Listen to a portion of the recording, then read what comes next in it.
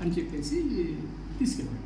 Letter ఇచ్చారు, ఆ అమ్మాయి కూడా లెటర్ ఇచ్చి 10 days లీవ్ తీసుకుంటాను చెప్పి తీసుకుని ఆ లెటర్ ఎందుకు ఇచ్చి పిలిచినాడంటే ఇతను చెప్పిన మాటలు వాళ్ళకు ఆ విధంగా బాధను కలిగించి ఆ పాపను ఇంటికాడ సార్ ఇతను చెప్పిన మాటలను వాళ్ళు దాన్ని కొంచెం సర్ది చెప్పుకున్నామని చెప్పి ఇంటికి పిలిచిపోయి ఈ విధంగా చెప్పినాడు మీ సార్ అని చెప్తేనే ఆ పాప మనస్తాపానికి గురై ఊరేసుకుందని అక్కడ ఉండే స్టీవార్డ్స్ ఉంటారు.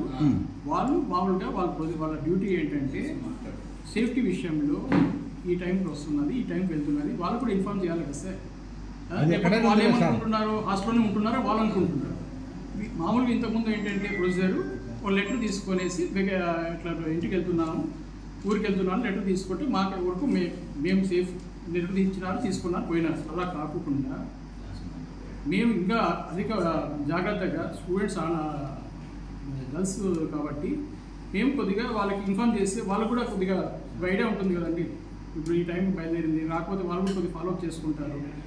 కొద్దిగా సేఫ్టీ విషయంలో మేము చేసాము, మామూలు ప్రొసీజరే చేస్తున్నాము. కొత్తగా ఏం మేము ఆ ఈఎంఐ విషయంలో అమ్మాయి విషయంలో మాకు అందరూ మా college important, college name important, మాకు సేఫ్టీ అనేది ఇంపార్టెంట్.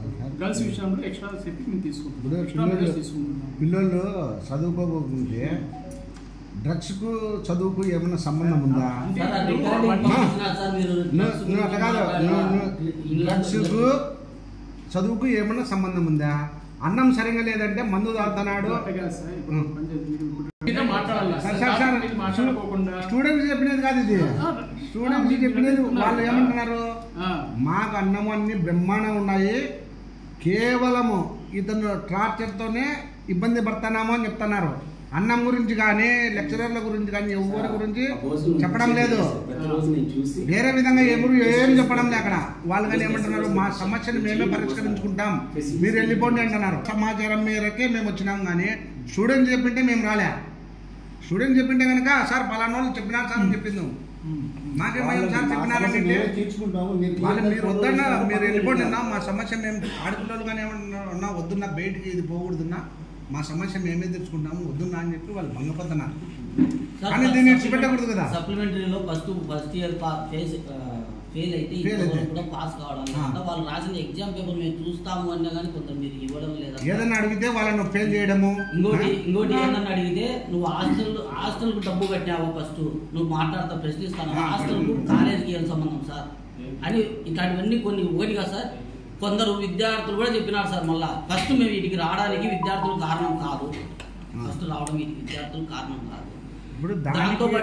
దాంతోపాటు మీ సిబ్బంది చాలా మంది మాకు తెలిసిన వాళ్ళు ఉంటారు, వాళ్ళు ఉంటారు, వీళ్ళు ఉంటారు,